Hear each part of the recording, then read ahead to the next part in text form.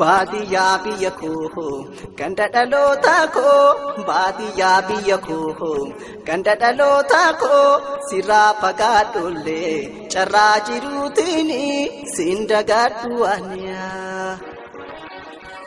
Baadiyyaa biyya koo ganda dhaloota koo baadiyyaa biyya koo ganda dhaloota koo sirraa fagaadhollee carraa jiruutiin siin dagadhu aniyaa.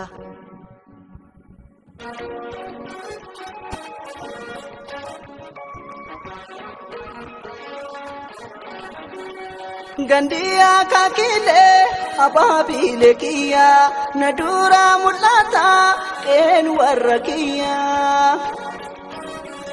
Gojoon keenya guddaan gubbaan faarachuunsa yaadannaa mulata dallaa bal'oo keessa Tulaa galabaatiif gootaraan midhaanii fagoonaa mul'atu tarree dhaabbatanii Oyiruun karaa maddii asheenni masnoota ililliin daraaree na dura mul'ata baddeessaaf gurguraan na dura mul'ata.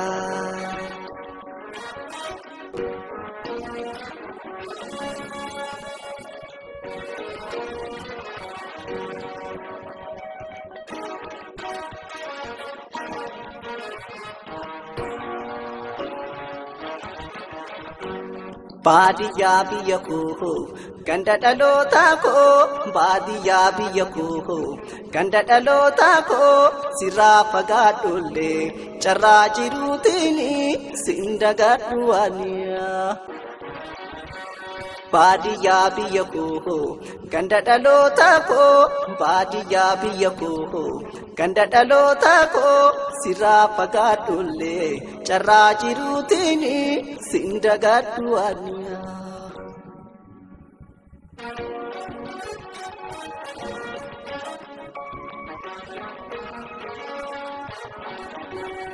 Gasaara raafannee yeroo loon tiksinu godaan keessa fiignee burraaqnee taphannu.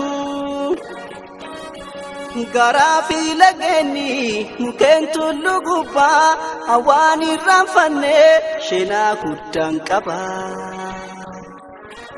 Nyaata malee qubsaa qilleensummaan keetu baadiyyaa biyyatoo hin irraanfatamtu.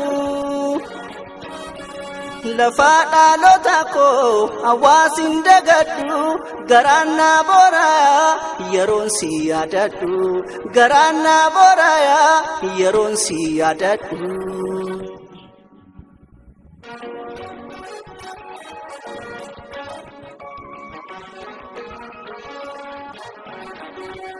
Jiraataan magaalaa hunduu ilmi namaa bu'uurri jalqabaa hundeen baadiyyummaa.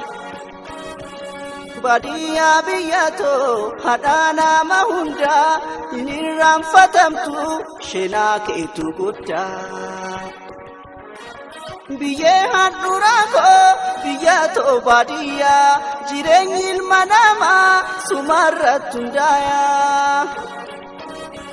Magaalaan nagalchuus midhaaniif bishaanii baadiyyaa biyyatoo siin dagadhu ani baadiyyummaa kiyyaa ittiin boona'ani baadiyyummaa kiyyaa ittiin boona'ani baadiyyummaa kiyyaa ittiin boona'ani baadiyyummaa kiyyaa ittiin boona'ani baadiyyummaa kiyyaa ittiin boona'ani.